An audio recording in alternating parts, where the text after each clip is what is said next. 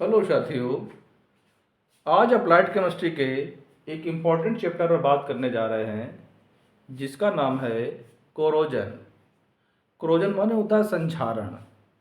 संक्षारण मतलब होता है कि कोई मेटल हो उसका धीरे धीरे क्षयकरण होने लगता है और मेटल खराब होने लगती है।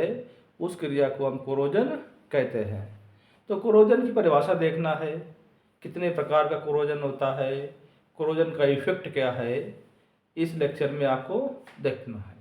तो आज आपको बताने जा रहे हैं कोरोजन की परिभाषा और कोरोजन कितने प्रकार का होता है।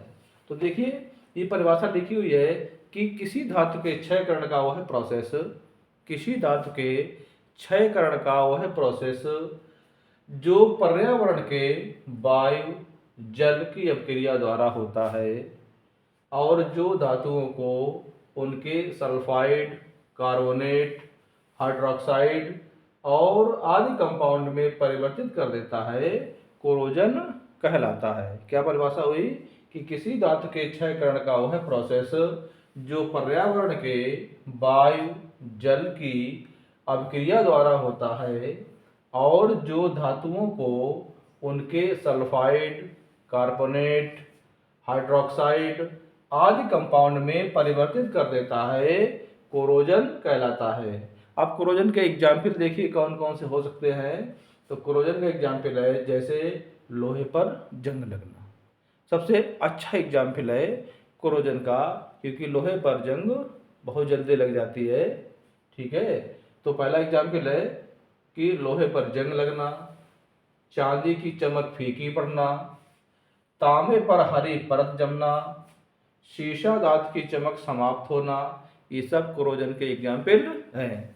तो मेटल का क्षयकरण होता है, कैसे होता है? या तो नमी हो, ठीक है, वायु की नमी हो, आर्द्रता हो, ठीक है, जिसके कारण जो मेटल होता है उसमें कोरोजन उत्पन्न हो जाता है और कोरोजन उत्पन्न होने के कारण वो मेटल सल्फाइड, कार्बोनेट, हाइड्रोक्साइड आदि कंपाउंड में परिवर्तित हो जाता है, कोरोजन कहलाता है। कोरोजन जनरली दो प्रकार का होता है, एक एटमॉस्फेरिक कोरोजन और दूसरा इमर्ज्ड कोरोजन। एक होता है वायुमंडलीय संक्षारण और दूसरा होता है निमज्जित संक्षारण होता है।